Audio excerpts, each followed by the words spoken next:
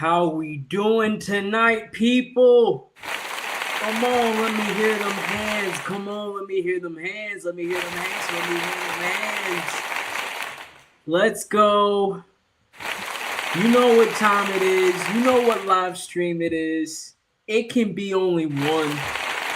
Only one. It's De La Spurs. Come on, man. I need you guys to get in on this. Come on. Join the hype. See your neighbors clapping. You see the people in front of you clapping. You hear the people behind you clapping. Go ahead and clap. Don't be embarrassed. You know what? And while you're at it, while you're clapping for me, go ahead and take a moment and clap for yourselves. Thank you for being here tonight. I appreciate it. You could have been anywhere else in the world, but you're here with me now. You're going to be with me for the next hour. Don't want to take too much of your time. Just for the next hour is De La Spurs time. Come on. So give yourselves a round of applause for being here. You made it another day. Where I'm at, it's the evening time. So I hope you guys are having a good evening. If it's some morning time for you, I hope you're having a good morning. No matter what time of day it is when you're watching this, I hope you're doing well. I honestly hope you're doing well. And thank you for watching the video. It's time for De La Spurs. Hello, folks. How you doing? I hope you're having a good night tonight like I am. Woke up this morning. That's just something to be grateful about. So we're going to move on that. But I hope you guys are doing well. Where are my manners? Welcome to the show, people. Welcome to the show. It's De La Spurs Live. I'm your host, De La Spurs. All right. Like I said, I'm going to be with you guys for the next hour or so. Just talking about a myriad of topics. As you can see in the description below, we're going to be talking about a number of things. I'm going to be reviewing the Bournemouth match. Just kind of giving you my second thoughts on that, what I thought on the match. We're also going to be talking about the big question, is Frank failing? Is he failing at Tottenham? I can't believe. Oh my goodness. We're going to be talking about that only halfway through the season. Is he failing? We're going to be talking about the saving grace tomorrow in an opportunity with the FA Cup. We're going to be talking about that matchup with Aston Villa tomorrow. We're also going to be talking about the new signing today. The shiny new toy that we got. The shiny new toy. Oh, because he's a teenager. Okay, come on. That's just sick. That's just sick. Come on. I'm trying to run a show here, but we're going to be talking about the new signing, Souza, coming from South America to Spurs to hopefully be the first of many signings that we're having in January. But we're going to be talking about it all. First, let's just go ahead and do the logistics real quick for me, folks. I'm going to need you to like this live stream. I'm going to need you to subscribe to the channel. I say this before every stream before we go in, and I'll say it every stream. Go ahead, subscribe to the channel, hit the notification bell so you can see when I'm posting, because I'll post whenever I'm going live. I'll also be on X. You can see I have my X or Twitter link in the description as well, also on the channel page as well. So go ahead, follow me on X as well, because I'll be posting, giving updates of when I'm going live. You can also just see me kind of just rant my random opinions about Spurs, articles that I see, opinions that I agree with, disagree with, all that sort of stuff. So go ahead, follow me on X. More importantly, follow me on YouTube, subscribe to the channel, like this live stream, leave a comment, share with your friends, family members. Let them know about De La Spurs. Let them know about this greatness, man. Go ahead and let them know, all right? Go ahead and let them know, because, you know, there's a thing with trends, right? You wanna be on top of trends, you know. Some may say you might even be a trendsetter because you were on top of this wave when it was first coming in. See, in the ocean, you were deep out in the ocean on YouTube, looking at live streams, right? We saw a little bit of motion. Oh, what's this? What's this little bit of motion over here? What's bubbling on going over here? Next thing you know it, you look over, it's building, it's getting bigger, bigger, bigger. Next thing you know, by the time we hit the shore, it's going to be a massive wave. Everybody's going to be riding it. And guess what? You're going to be at the top. You're going to be at the top of that wave. So guess what? Go ahead and be at the top of that wave. Share this with your friends. Share this with your family. Let them know you watch De La Spurs. Say, hey, it's just an hour of your time. Go ahead and catch one of the best live streams going at this time of night, this time of day, wherever you are. Talking about Tottenham Hotspur content. Go ahead and do that for me. And thank you very much. All right, folks. We're just going to go ahead and get right into things. First, we'll go ahead and hit the review on the Bournemouth versus Tottenham Hotspur match. I'm kind of reviewing this. Give me 1 sec. Charger fell out of the wall. Oh.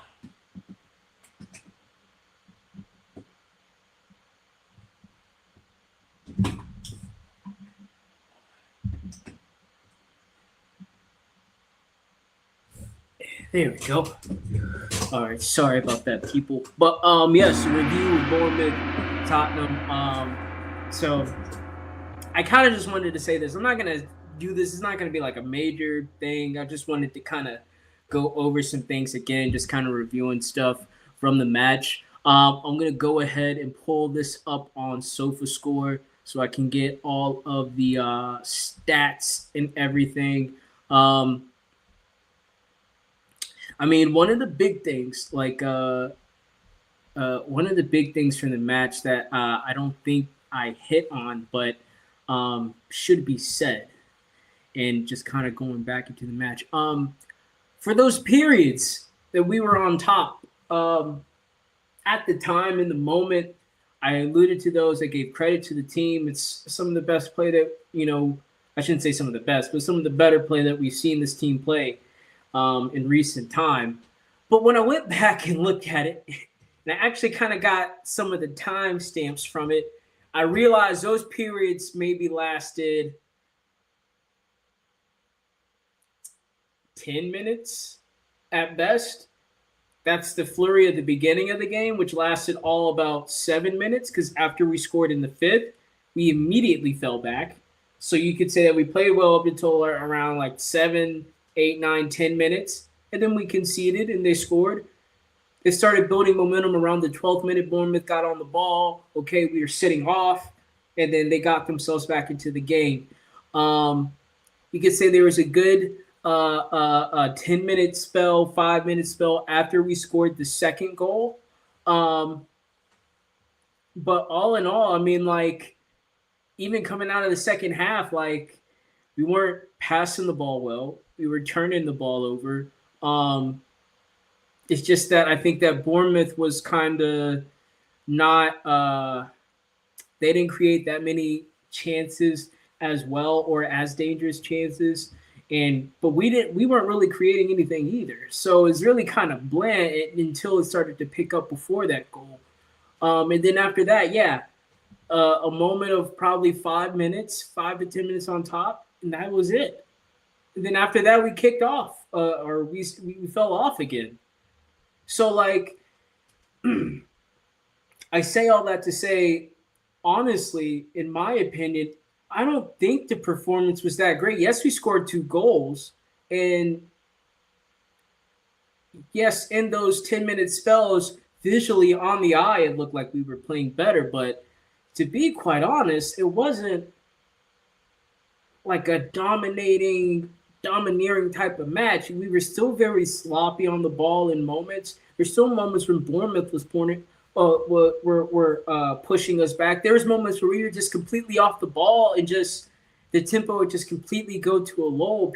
Players were just like standing on the ball almost, just having a kick about.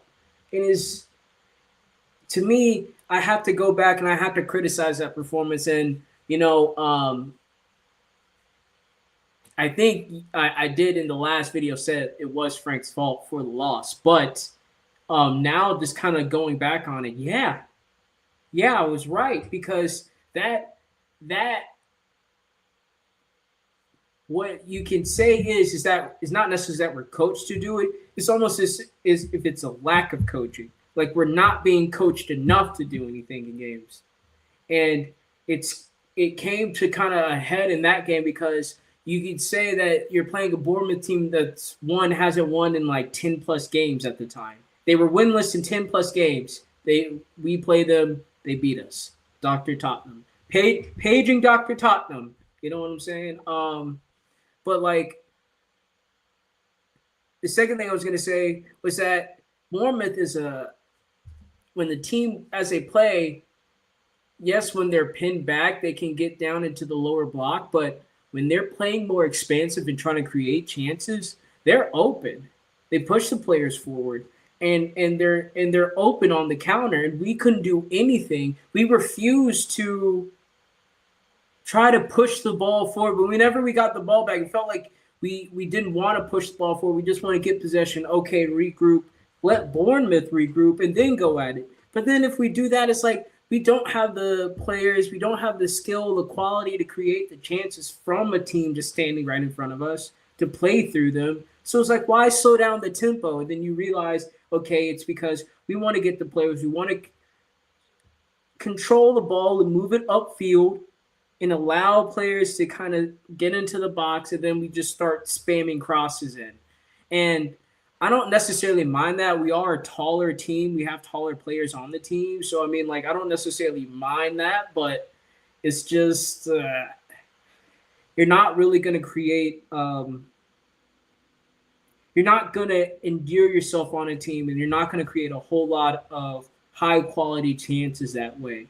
Yes, you may get a misheader, the ball starts bobbling around in the box, and someone can get a foot to it. Yes, but you're not creating the high-quality chances where you have somebody in the box, ball or foot with space, able to put a shot on goal. You're not having a guy outside of the box with space, able to put a shot on goal. You're not having a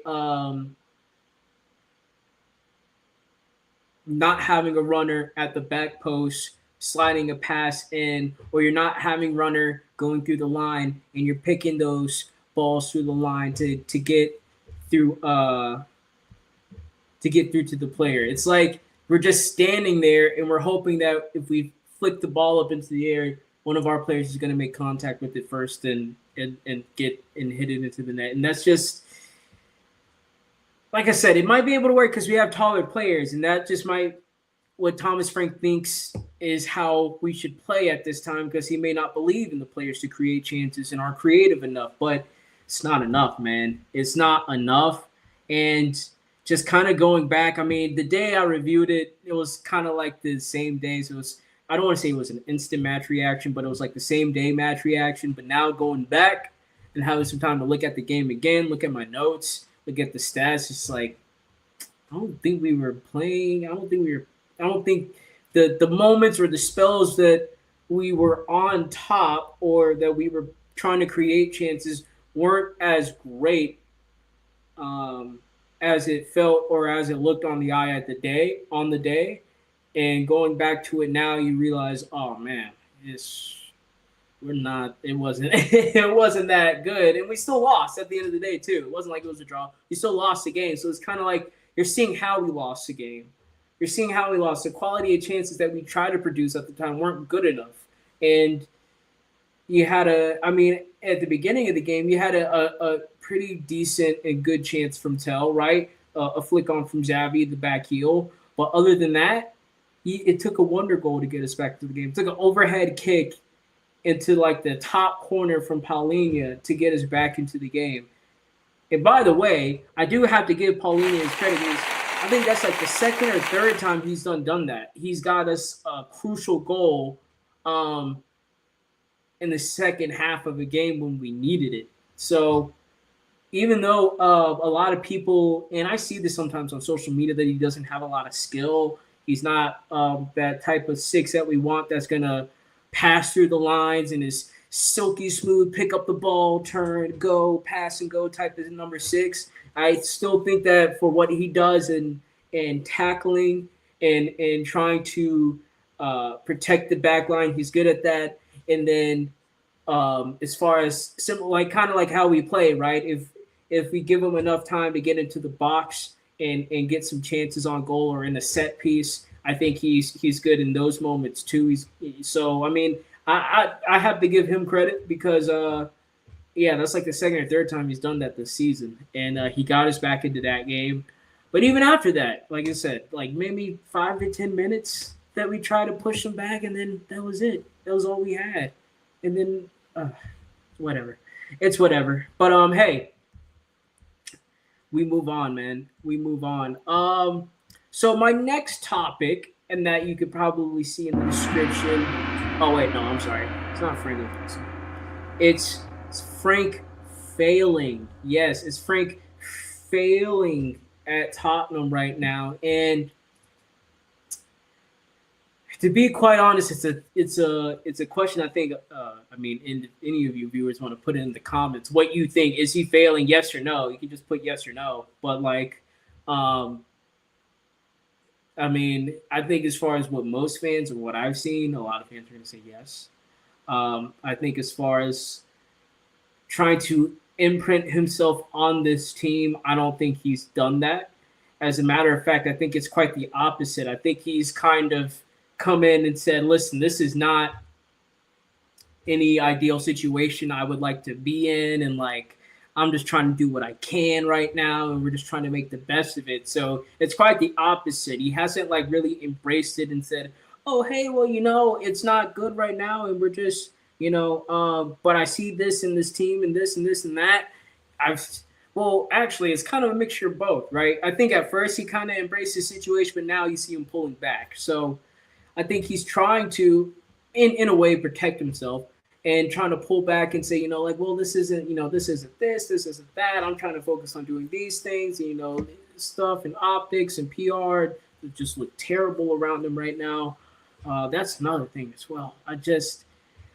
You're not winning games. The football's not great. You think the least you could do is keep your head down, shut up, and have a smile on your face on the job. But he's not even doing that, man. He's walking around with Arsenal cups. He's saying that where are we in football where you can't walk around with your biggest rivals logo on anything that you have? What kind of football world are we in? Like, he's just saying dumb stuff. He's making up excuses. Things aren't making sense as far as like on the injury front. And I get it. He's not the medical staff, but you tell us these one things. These players have knocks. Next thing you know, it's going to be 2 weeks. It's going to be 3 weeks. It's going to be 4 weeks. Okay, I thought you said it was just a knock. If he's going to be out for a month or two, then that's a whole nother thing. So where is the disconnect from what the medical staff is telling you to what you're thinking that means to what you're telling us? Because as fans, we're expecting these players to play. As much as you can save the money from the stadium and naming rights and all that stuff, we pay money too, all right? There's thousands of Tottenham fans that are paying thousands of dollars or euros and euros. Let's just stick with euro. British pounds. I don't know. I'm just gonna say euros. They're paying plenty of good, hard-earned English, London, England money, and if they're not going to see the good players play, man, it's like people aren't going to want to go. If they're not going to see the good players play, and don't get me wrong, fans want to sit here and uplift the youngsters. They want to see youngsters play. They want to see them get time, but you want to see your top dogs play. You want to see the big players play. As much as it's tactical changes in some games, as much as there's injuries and somewhat of an injury crisis we're going through now, but like, fans want to see the top players play. They want to see them playing well. They want to see good football. And you're not delivering on any of those things whatsoever. So right now, man, you could say the only positive is, and let me pull up the Premier League table real quick. Let's see if I got that. Give me one. Hold up.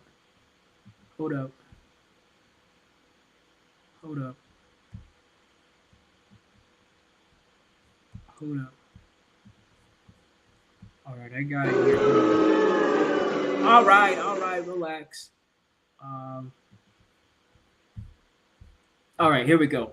So we're 14th right now. So the only positive you can say is that we are 3 places above the place we finished last season, and we are right now clear by 6 points because Nottingham Forest, who beat us by the way, are in 17th with 21 points. We're in 14th with 27 points. You can also say a positive on them is that we are 4 points outside of the top 8.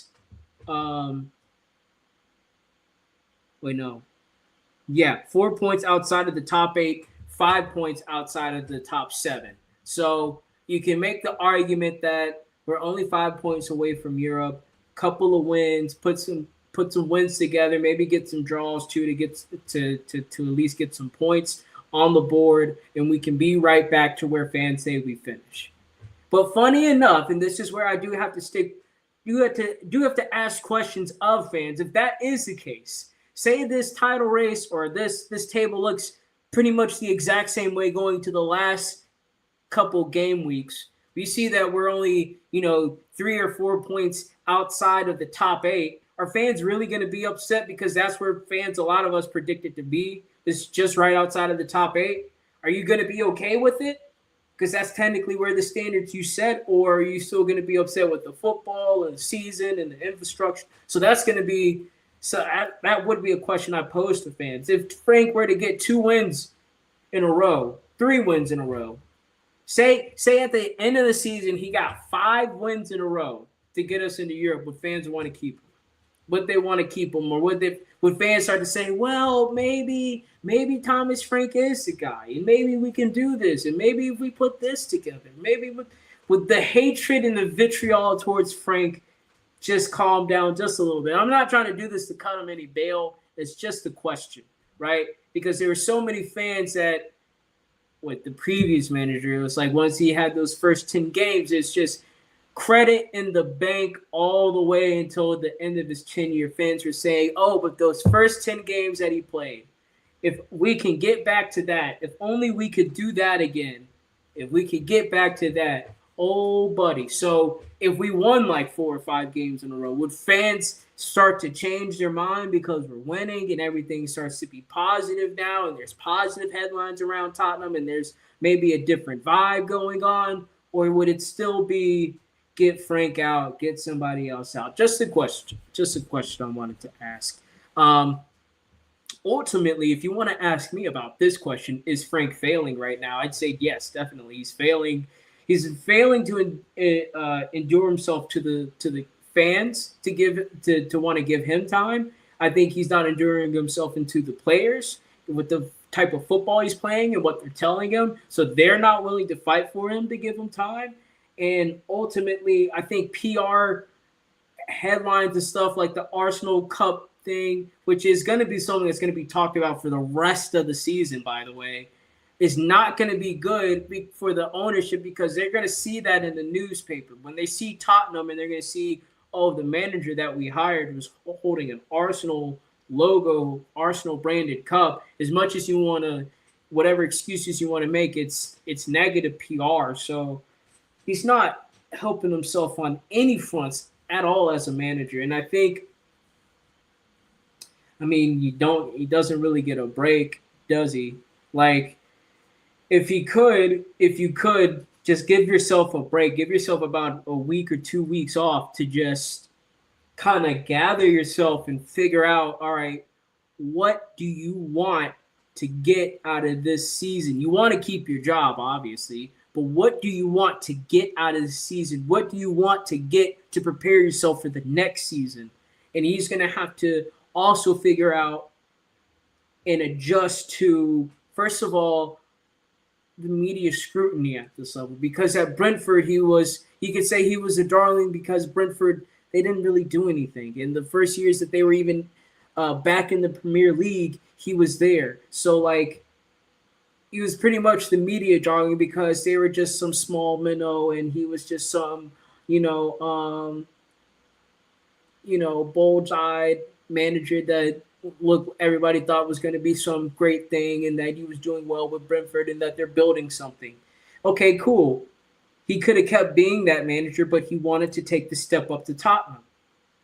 He could have been at Brentford where it's comfortable and he had a structure that he probably set up himself, right? Because I don't think Brentford was that good. I don't think Brentford was like this, what we're seeing in the Premier League before he got there. He kind of helped set that up. And then even then, I think when he was there, I think he's been there for a minute now. So, like, it wasn't like he just came in year 2 or 3, he took him in the Premier League. He was there for, like, at least 3, 4, 5 years and had to build something, build a squad, build his staff, build recruitment, right? Because we keep saying, and fans are saying, oh, but he doesn't have the Ivan Tonys and Embuemos and stuff. But if you looked at the recruitment of Brentford, they literally replaced those players. They went out and got players to replace those players, right? They're going out and getting good attacking players still. And even though they may not be of the level of Embuemo and Wisa and Ivan Toney, right? You can tell that the recruitment and the structure is still there for what they're looking at, what they're seeing, and how successful it's being, right? So he had all that at Brentford, and he left that to come to Tottenham. And listen, I'm not saying he knew he was inheriting as big as a mess that he is now seeing with this club and with the squad and everything around it. But I think he knew Tottenham was still in turmoil at the time he took this position. He wanted to leave to take this step up, right? A step up at a bigger club. You get paid more. You have higher status. You get better facilities, better whatever. It's a step up from what it was. So as much as it's like as much as you can say that, you know, you tried to cut him some grace because maybe this was just a little bit too much than he could chew. He also made that decision because he could have stayed at Brentford and they're what, like let's pull up the table, right? They're in 5th, right? So he could have been at Brentford, which is in 5th right now, and just been gobbling up all the praise. He could have just been fucking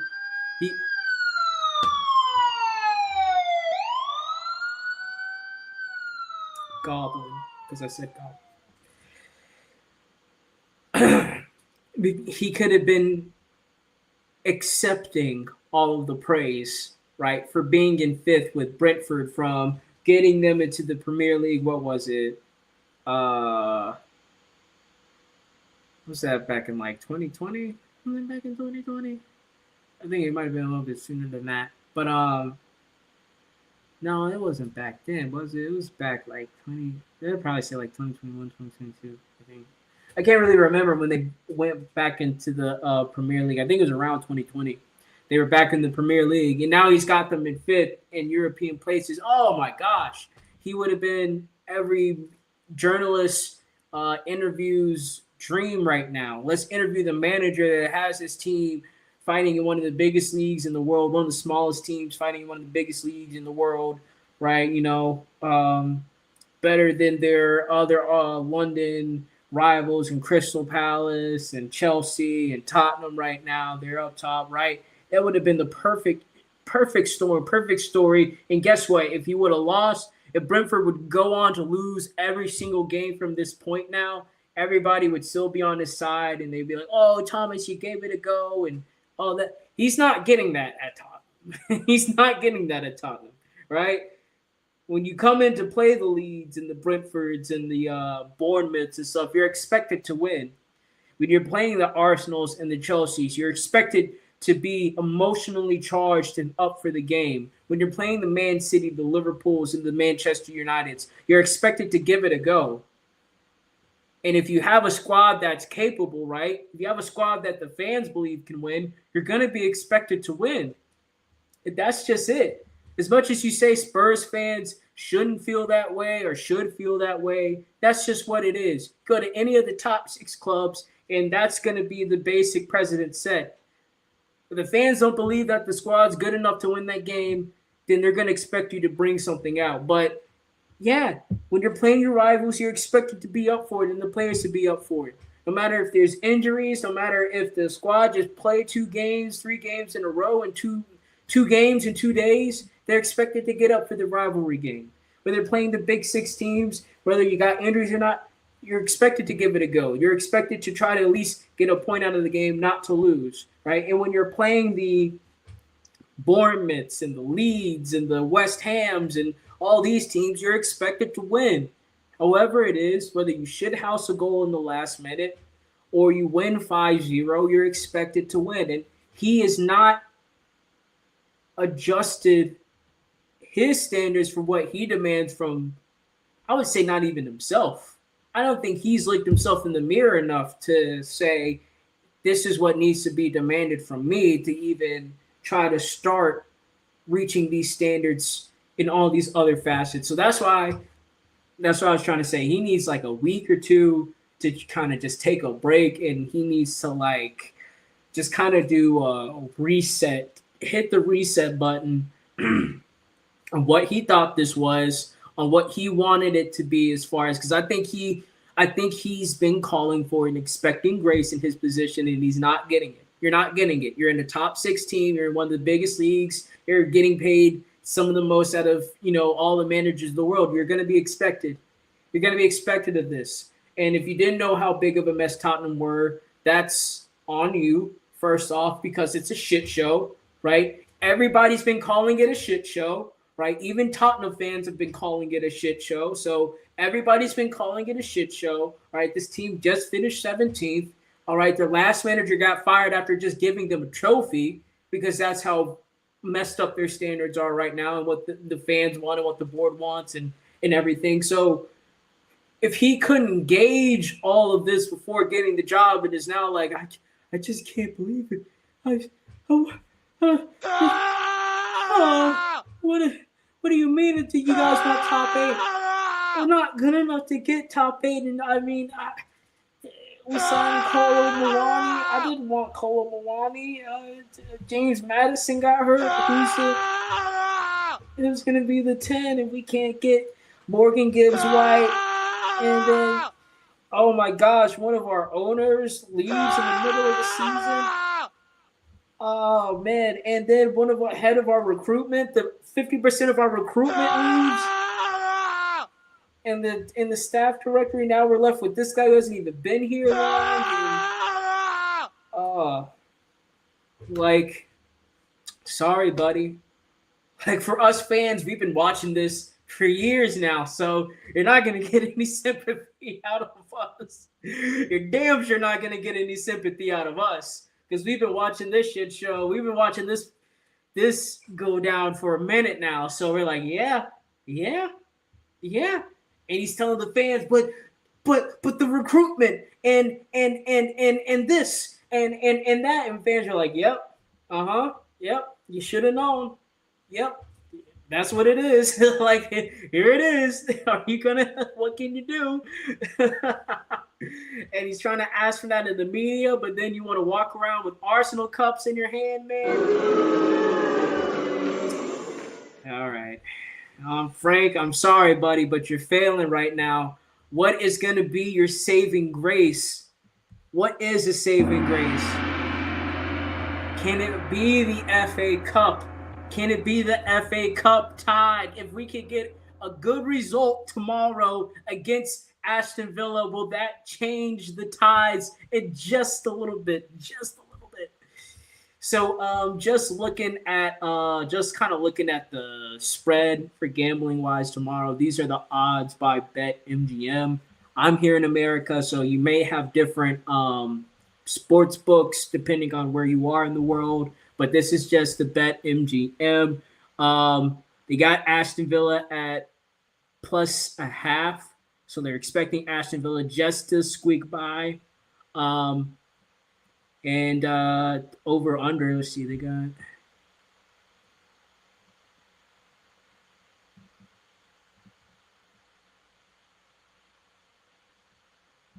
two and a half at what? Ooh, they got Asheville at 165 plus 165, Tottenham at plus 145. Really interesting. So I don't know why they got Tottenham a little bit. I guess they are, huh? I guess they expect Tottenham to have maybe somewhat of a response. I'm not sure about that, but I mean, for the spread, they got us down by half a goal, but still, that's interesting. Um, so hey, predicted to lose essentially. What can I say, man? I think as far as the injuries and who we have out right now, let me check Sofa score, man. Let's see who we got out. We got Muhammad Kudus, Pape Sar, Basuma, Madison, Kulusevski, Solanke, Udogi, Bergval, who else? Bentancur, that was the other one. Bentancur out. So we don't have a lot of people available right now. It's going to be a tough game. It's going to be a tough match. What I can say is this, is that if we're able to, let's see, we're playing away too, I think. Are we playing away? Damn. And we're playing away. Wait, no, are we playing away?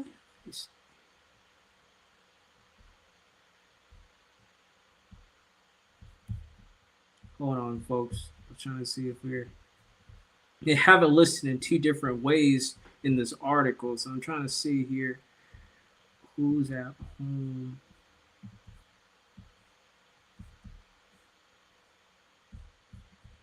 I think we're at home for this game. Let me just check real quick just to be sure. Hold on, don't get mad at me. Come on. Stay with me now. Stay with me. Yes, we're at home. We're at home. So listen, we might have the crowd behind us. I'm not sure. We might have the crowd behind us if they see a good performance. If we come out with energy, with some spunk, with some fire right off the bat, maybe the crowd would be behind us. If we can pull something off like we did against Bournemouth, get an early goal, not sit back on it, right? Don't sit back on the goal, but at least get an early goal. We can get the crowd behind us. I think that can carry us at least into the half. And then from that point, it would be up to Frank on what he decides to do. But it's going to be an interesting game. And honestly, this is one of the few last lifelines he has. He has to do well in this cup because we're definitely not doing well in the Premier League. I don't think any fans have any hope in the Champions League. So if there's any performance, any magic he's going to have to pull, because, I mean, granted, in our last manager, when he recognized we couldn't compete in all those facets, he tried to pull something together in one of the cups. So fans are going to be expecting that of Frank as well. They're going to be expecting him to try to get something from this game and to try to make something of this tournament. And Frank can't be afraid of that. He can't be afraid. He can't run and hide. He can't sit there and say, "Oh, but the squad is not good enough. This is what I didn't want this. This wouldn't be my first choice to put out." Well, we know that. This wouldn't be any Spurs fans' first choice of squad to put out. This wouldn't be any Spurs fans. Hell, ask most Spurs fan, none of these players in the squad would be on the team right now if you ask a lot of Spurs fans. But that's where we are. That's where we are. So he's going to have to figure something out. He's going to have to do something, make some magic, put something together to get a performance, especially at home. He can't sit back and say, we're just going to try to defend and not concede to Aston Villa. It's not going to work. It's not going to work. And then we've already lost to Aston Villa. So listen, it's just, he's going to have to step up. This is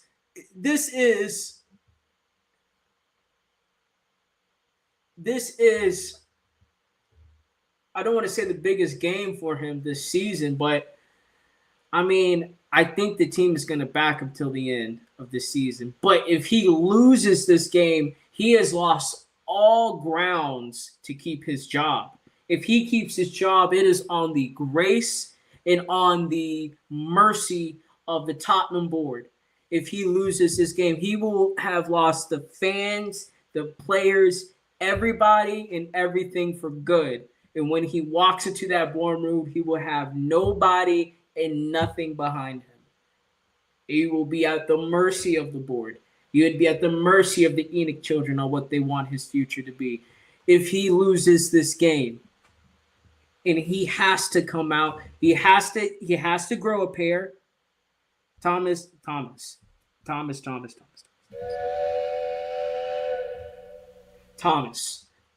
You're gonna get those engines running. You're gonna have to get that steam going, and you're gonna have to figure out something. You're gonna have to I don't know what you're gonna have to do, man, but you're gonna have to get this team together, get their heads together, and you're gonna have to get some sort of performance out of it, because this is your ass, brother. This is your ass, bro. This is your ass. If you cannot do anything, bro, oh my gosh, you're going to lose your job. I don't know if he has a family. I don't know if he has kids, but you're about to lose the way to put food on the table for your family with this game, bro. So you need to fucking eat your Wheaties that morning, right? If you need to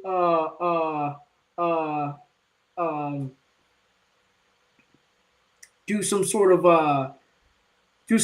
protein shake, I don't know, if you need to lift some weights, if you need to be with your wife, if you need to have a night with your wife in bed before the game, if you need to go out on a fishing trip, if you need to fucking, I don't know what you need to do, bro, but you need to do something, man. You need to do something to build up some sort of, to want to walk into that locker room tomorrow and demand something from your team and to get a performance out of them and to come up with the plan. Because if you come in all week and, guys, please just help me in this game. Please, guys, I promise you we're going to adjust and we're going to be better.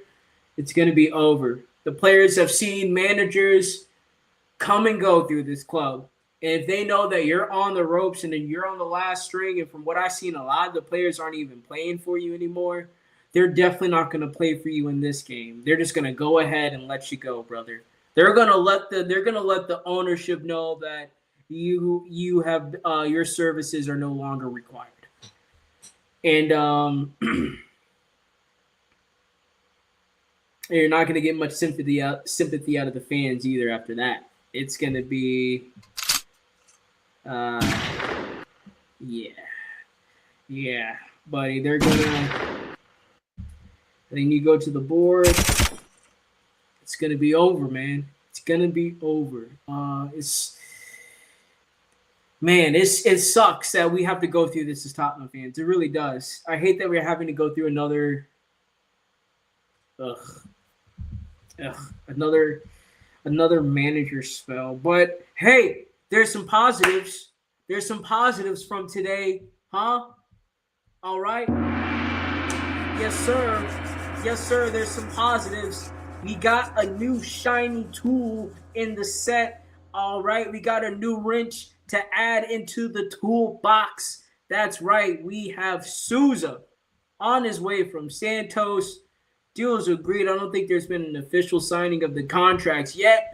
But, of course, when Fabrizio Romano posts the player's face with the fake Tottenham jersey on him with the thumbs, you know that it's real. You know that's about to happen. So we get Souza coming in from Santos, the 18-year-old, 5'10", left-footed left back from Brazil will be coming into Tottenham, and he will be more than likely expected to save the season. He's going to be expected to save the season. But no, with Udogie out, it'd be great to have an actual player in that position to play, actually have a body in there to do something. So, we'll there's some positives and negatives with this. For me, right off the bat, this screams not good because we bought another 18-year-old when we have freaking like 20 teenagers out on loan everywhere. Like, why did we buy another teenager player? It just doesn't make any sense. We already have all these young players out on loan. You have all of these young players that are fighting for an opportunity, and you continue to buy them. We just bought one this summer that we put out on loan. We're not even using it. We don't want to use them. Apparently, the last summer we did the same thing, or the last January we did the same thing. We still haven't even seen that player yet. We've been putting him out on loan so much. Why would you want to bring this guy into this situation? In a season where you're probably about to fire your manager in the summer, right? Yes, you're injury plagued, but you got an 18-year-old kid that's going to be expected to develop. He's got to have room and growth and room in his game to grow. And the club has to somewhat protect that. But the club is not in any position to protect that. He's coming in as a linchpin. When he comes in there, Thomas Frank is going to be in his office crying with tissues everywhere with the lights off. And he's going to be, it's just, no, thank God you're here. Oh my God, thank God you're here. Thank God you're here. We needed you. And it's not going to be any environment for him to want to grow and let me do this with my game. I need to do this. It's a faster paced environment.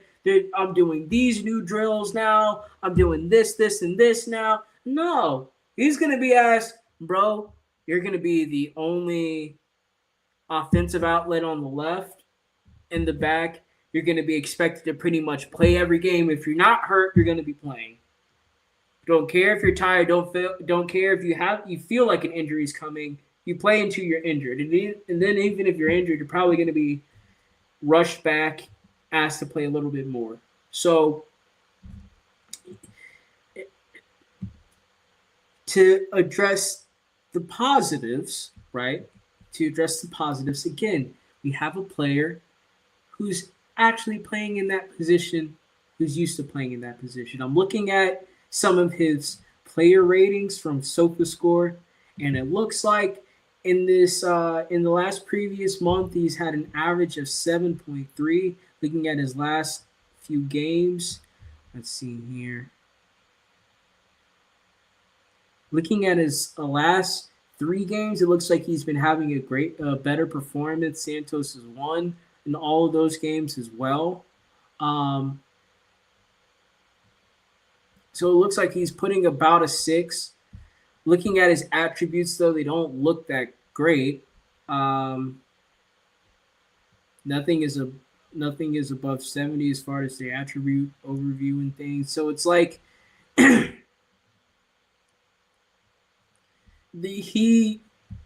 let's just see on the season. What does he have on the season so far?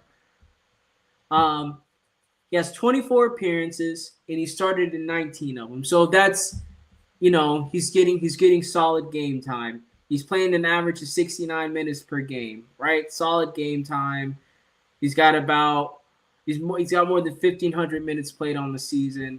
He's only made it the team of the week once. He's got 1 goal and 2 assists and all of those things. Let's see in defending, right? So let's see what he's done in defending. So he's got 5 clean sheets. He's been a part of 5 clean sheets. He at least averages an interception and about 2 tackles a game, right? So he gets involved at least up to 2-3 times a game, right? He only gets dribbled past 0.5 times per game. So not a lot of people get past him. Granted, it's going to be a different level to the Premier League, but it doesn't look like a lot of players get past him. It looks like not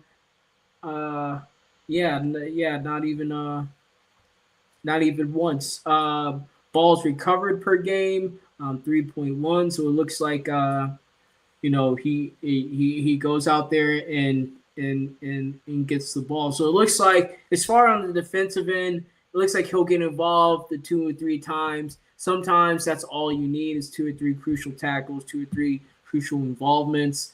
Let's see, successful dribbles, he's at 55%. He averages 1 successful dribble a game. So not necessarily the best on the ball from what it looks like. Duels won, looks like he wins about 4 duels a game. Ground duel he wins about 3.5, right? So, like I said, those 3, and it gets about 2 to 3 good interventions in a game. It looks like he wins some decent ground duels. He's not very good in the aerial duels.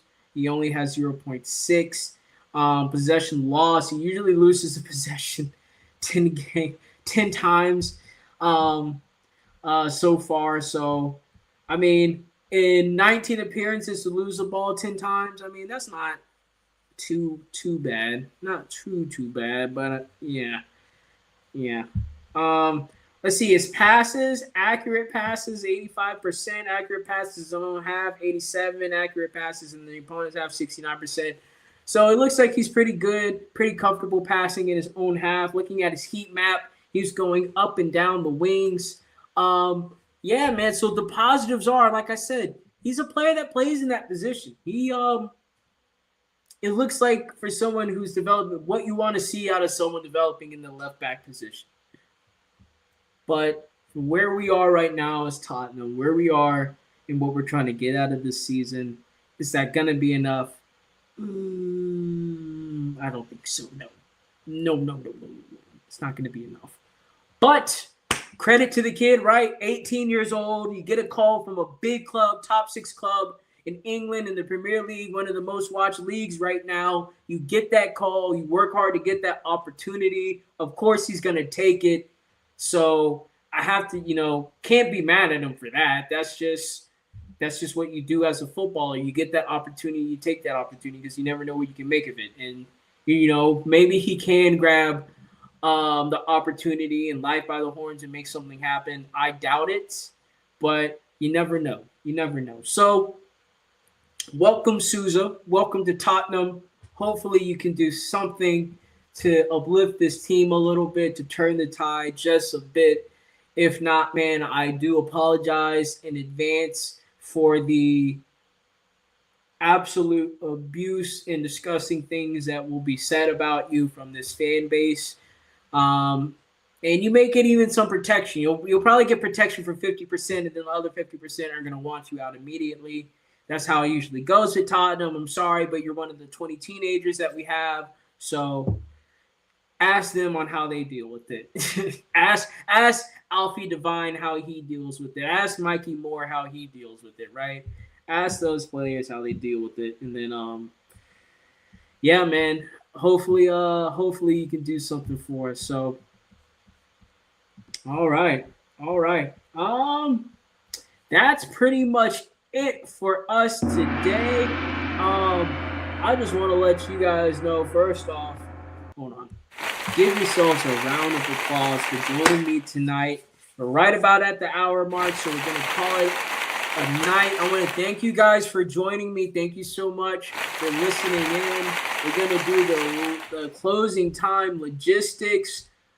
Like I stated in the beginning, and like I will always say, go ahead and like this live stream, subscribe to the channel, leave your comments, share the video. Let me know what you think, what you want to see from De La Spurs, what you think of these videos, what you think about Tottenham, what you think about Frank, what do you think about our players. Hell, you don't even have to comment about any of those things at all. If you just said, hey, I farted and I ate a taco the other day, glad to know. Put it in the comments, let me know. But yes, go ahead and like the channel or like the stream, subscribe to the channel, follow me on X, hit the notification bell so you can see when I'm going live, when I post.